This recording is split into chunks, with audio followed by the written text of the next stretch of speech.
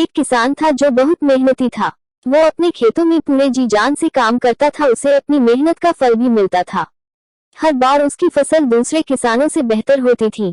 किसान के 3 पुत्र थे, लेकिन किसान ने कभी भी अपने पुत्रों से खेत का काम नहीं करवाया था।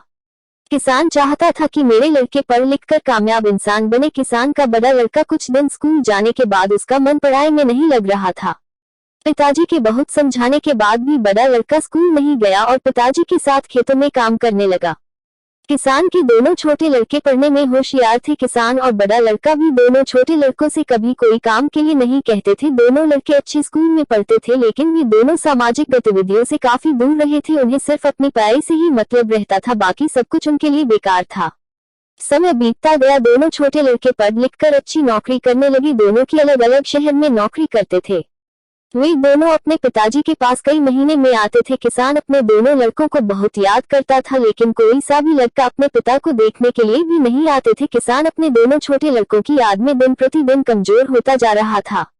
उधर दोनों छोटे लड़कों ने अपने लिए शहर में ही अलग अलग मकान ले लिया था और अपनी मर्जी से अपने पिताजी को बताए बिना शादी भी कर ली थी। अब वे अपने पिताजी के पास जाते ही नहीं थे। उन्हें गाँव में जाना पसंद नहीं था।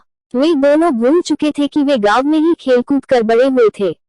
किसान का बड़ा लड़का अपने पिताजी की बहुत सेवा करता था। वह पढ़ा लिखा नहीं था, लेकिन अपने कर्तव्यों को बखूबी जानता था। उसने अपने भाइयों लिए कभी कुछ गलत नहीं कहा।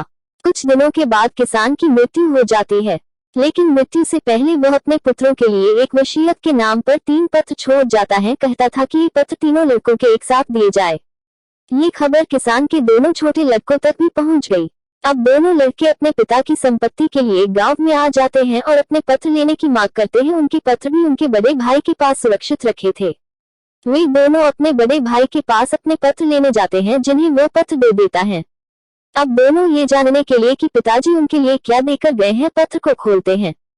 पत्र खोलते ही जो उसमें लिखा था उसे देखकर दोनों लड़के बड़े शर्मिंदा होते हैं, अपने किए पर रोने लगते हैं। उनके पत्रों पर लिखा था कि आज तक मैं जिंदा रहा अपने बड़े अनपढ़ बेटे की वजह से, और आज मैं जिंदा नहीं हूँ वो अपने दोनों पढ़े लिखे नालायक बेटों की वजह से। मेरी आधी संपत्ति मेरे बड़े बेटे को दी जाए और आधी संपत्ति अनाथ बच्चों के लिए दे दी जाए।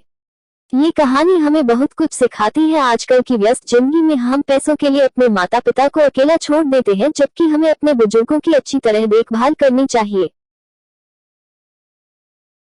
Subscribe now and press the bell icon. Never miss an update.